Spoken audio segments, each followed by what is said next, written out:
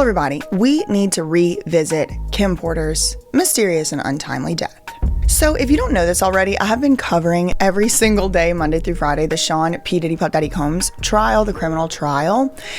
It's not televised, so I'll usually have like 5 to 7 tabs open. I'm reading tweets, live tweets from inside the courtroom, and some stuff has come up at the trial recently that has caused me some concern about Kim Porter's death, and it's just the webbing. Let me show you what I mean. I did make this Twitter thread, which you are, welcome to go and read along as we're going through here, but I wanted to memorialize it in a video because Twitter threads get lost, and I guess videos do too, but I just want to sound the alarm here, okay? So if you will recall from this video I made, I think the original title was, What Was in Kim Porter's Nightstand?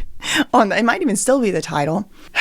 I kind of thought one of the most important details from Kim Porter's death scene that was found was this right here. Look, here is the autopsy report.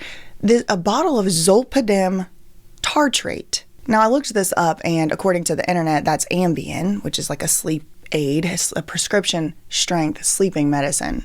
This was found at her death scene, but it was not prescribed to Kim Porter. Who was it prescribed to then? Hopefully not Frank Black. May 19th, a lot of pictures were released from Sean P. Diddy Puff Daddy Combs' arrest. Now, did you know that he was going, you probably forgot, I don't know, I mean, I kind of forgot. Do you know he was going to get arrested, or he was going to turn himself in, he was going to negotiate turning himself in back in September? But the day before he was supposed to do that, he was actually arrested in the hotel lobby of the hotel that he was staying in Manhattan. So there was this Department of Homeland Security investigations officer that did testify at Diddy's trial about what she found. And we'll put some pictures in right here of different things they found. One of the things they found was a bottle of medication. They found a few bottles of medication, but they did find one specific bottle of clonazepam prescribed to the name Frank Black. Now, in and of itself, who cares? But Cassie Ventura had actually testified that Diddy went by the name Frank Black in his aliases. Like, she actually had him in her phone as Frank Black. So this is all stuff that I already told you about previous, right? The whole nightstand, Kim Porter, Ambien that wasn't prescribed to her thing, right? All these evidence pictures get released, and one of these things that gets released is this picture right here, a pill bottle, and it's prescribed to Frank Black. It's clonazepam, which is a benzodiazepine, sort of similar to Xanax or something like that.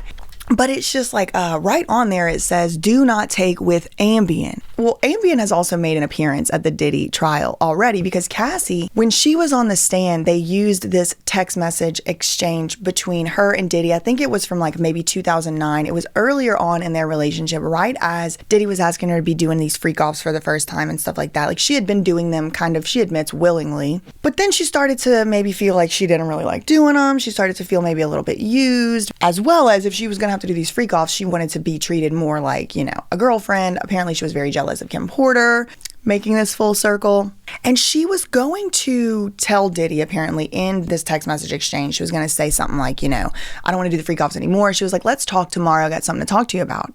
And Diddy's like, is it going to stress me out? And she's like, no, it's just about the freak offs. Now remember, this is 2009. It's like more than 15 years ago at this point. And he's like, is it going to stress me out? And she's like, oh, no, well, it's not that serious. It's just about freak offs or whatever. And he's like, I already know. You don't want to do them anymore. You so predictable. And she was like, oh, okay, well, since you already know, and I'm so predictable, then that's it. So I guess there's no need to talk about it further. Hee kiki, talk to you tomorrow. And then he responded like, you gonna stop shutting me down and telling me what to do? I don't know, something, whatever. So he's like, all right, I'm going to sleep. Just took a Ambien. So it's like, okay, interesting. Diddy likes to take Ambien. Boom, 15 years later, we have clonazepam prescribed to a guy named Frank Black. Now look, listen, y'all know I was looking up all these addresses in these pharmacies. We're not going to go down that rabbit hole right now because we need to talk about how this relates back to Kim Porter. So Frank Black, Cassie testified, was an alias that Diddy would use instead of using his real name. One of the names he also used would be Frank White, which is interesting because Biggie Smalls also apparently went by that name. And Cassie's firstborn with Alex Fine's name is Frankie, apparently. Not really sure what that's about. It just started making me want to ask more questions about this Kim Porter scene. If you're wondering who this redacted doctor's name is, it wasn't redacted on everybody's publicly available coroner's report, nor Jasmine actually requested this a couple months before I did, and they did not redact the doctor. The doctor's name in that case is Dr. Michael Farzam, okay? So look at this right here. On November 12th, Dr. Farzam responded to the residents. Upon examination of Kim Porter, she had cold, flu-like symptoms. He treated her. She had a very high fever. As we all know, she did pass away, and the official cause of death was listed as pneumonia. Now, I did a whole video on this autopsy report and, just the different things in here, so y'all can go watch that if you are interested. But I wanted to focus right here. Look right here. See the partially empty bottle of zolpidem tartrate, which apparently is Ambien, according to my Google search, which was not prescribed to Kim Porter. Who was the Ambien prescribed to? I mean, now I'm wondering, was it Frank Black? Who was the Ambien in the nightstand prescribed to? Okay, and why was it in Kim Porter's nightstand? And Dr. Farzam, who treated Kim Porter, also treated and called the police on Kanye West just 2 years earlier in 2016. Here's the 911 call, if y'all want to take a listen to that, of Dr. Farzam calling the cops on Kanye. I don't get any weapons or anything like that. It's the 911 call made the night Kanye West suffered a mental breakdown. You're his doctor, sir, is that correct? Yes, correct. Kanye's personal physician, Dr. Michael Farzam, called 911 after the singer acted erratically at his trainer's house. Dr. Farzam is a concierge physician who makes house calls in his BMW.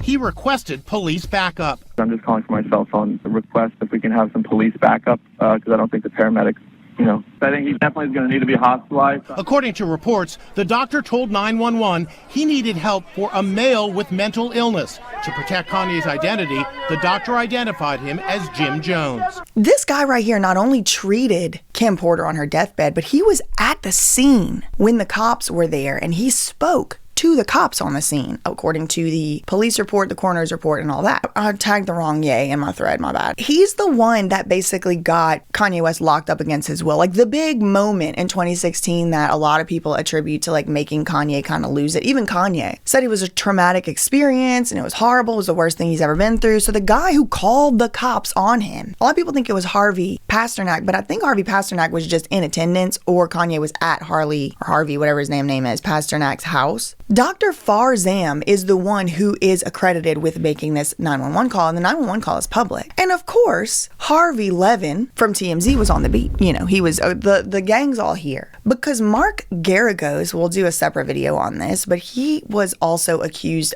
by Jonathan Oddie of being the one who negotiates all these strange NDA settlement deals for Diddy. And Mark Garagos' daughter, Teeny Garagos, is one of the lead major attorneys on Diddy's defense team right now in the criminal case. So it's just all the same people coming back up. Because look, Harvey Levin, the exclusive releasing the 911 call. You can't get a 911 call. You cannot get a 911 call by FOIA request in Los Angeles. I have tried. How does Harvey Levin get them? Girl, your guess is as good as mine. This is Dr. Farzam's website. And y'all, listen, it looks a bit sketchy. It looks a bit shady. House call Dr. LA. So just to reiterate, the same doctor who prescribed medications to Kanye and had him institutionalized in 2016 is the same doctor who treated Kim Porter on her deathbed. Now, Cassie did testify in her testimony that Diddy had doctors that would prescribe this stuff. Also, there were dealers. But Cassie said not only were they doing the illicit substances from off the street, they were doing, she claims, prescribed medications as well. And she said that her and Diddy were both addicted to substances. So when Kanye West left his forced hospitalization in 2016, he was accompanied by his then wife, Kim Kardashian, and Michael Farzam. Okay, so this guy is around. I guess playtime with the kids was never the same after that. Michael Farzam called 911 after the singer acted erratically at his trainer's house. He was threatened. This is a trainer. Come to find out, he was actually Canadian intelligence, but this is my trainer. Anyway, we saw another usual suspect, TMZ, shilling for how dangerous Kanye supposedly was and how worried Dr. Farzam was. And this doctor's the one who treated Kim Porter on her deathbed. So speaking of Kanye West and Kim Porter and Kim Kardashian, Corey Gamble was also at Kim Porter's death scene. Here's a picture of that. Corey Gamble is Kris Jenner's boyfriend And he used to work, or maybe still does, for or with Scooter Braun. He was Justin Bieber's tour manager for a while with Scooter Braun. And Chris is apparently in Paris right now with Corey. Look, here's some fresh pics from like yesterday or the day before. Now, Corey Gamble also accompanied Diddy to go see Donald Trump in 2016. I think this is when he was still running for president. I think he went to Trump Tower. It wasn't the White House at this point. And in my video about this, I kind of speculate. I mean, this is the first time I called Corey Handler Gamble. This is one of my first videos ever. And it was like the failed conservatorship of Kanye West, because I believe they were trying to lock him up, use his name and likeness, use his kids against him, whatever they needed to do. He claimed in 2020 that they were trying to fly in and lock him up with a conservatorship with 2 doctors and all this stuff. Was Dr. Farzam one of them? Who knows? Possibly at this rate. So again, it does just sort of start to bring to mind a lot of the things that used to be considered conspiracy theories, that celebrities are being set up, sabotaged, locked up, drugged forcibly, drugged voluntarily, hooked on drugs. And then again, I don't know, should we make a whole separate video revisiting the Versace bag? Also, side note, what is the deal with this bag? I don't know. I mean, I don't think Lou Taylor had her money yet. So I don't know why they're always just carrying this bag. And when she's not carrying it, one of these producers who I never heard a song he produced with her one time in my life. So I don't know if that's even true. I don't know what this bag is about. Maybe she just likes her bag. I don't know. Should we make a whole video revisiting the Versace bag? Because they keep bringing up this Louis Vuitton bag, and that's the Meds bag. Others had brought up the Prada bag. And it just makes me rethink again about the faecalis bacterium, all these bacterias. One called, literally feces is in the name. I mean, faecalis, so Latin, but F-A-E-E-A, whatever. That were found in Kim Porter's bloodstream. Now, I have had doctors, nurses, people in the medical field tell me that is totally normal. The bowels can, leak into the system, this, that, and the other, whenever somebody passes away. But the last time I checked, I'm certainly not a biologist, but the last time I checked, when you die, your heart isn't pumping blood through your body anymore. So if they're taking a blood sample from one part of your body that isn't your intestines, I'm not sure how it leaking into your body would get it up to your heart or would get it up to the blood ain't pumping. Then people have said, well, maybe she had some type of infection, like a sepsis, and it was leaking into her bloodstream, but it's like faecalis. Then somebody told me that there was an episode of Scandal where somebody was injected with E. coli. So girl, I don't know. It was Empire. Was it Scandal? And 2018 is the year Kim Porter died, and everything hit the fan in 2018. Jonathan Oddie did the Trump Hotel thing in 2018 with the interrogation where he said he was a S-slave for Diddy and Cassie. 2018, Kim Porter passed away. 2018, Cassie broke up with Diddy. 2018, Cassie met her now husband, Alex Fine, and it apparently got pregnant pretty much that year as well. Maybe she got pregnant in 2019. She got married that year too, but she was very pregnant when she got married. So a lot of stuff seems to have hit the fan in 2018. Kim Porter, rest in peace. I hope they can, I don't know. I just want to say the official cause of death was determined to be natural causes. She died from pneumonia. But I wouldn't, discourage authorities from reopening the Kim Porter death scene. Who was this prescription Ambien prescribed to? Was it Frank Black? I have questions. That's all I really had for this one. In the meantime, facts ain't defamation. Neither are opinions, neither is speculations. Everybody is innocent until proven guilty. Love you, meaning, okay, bye.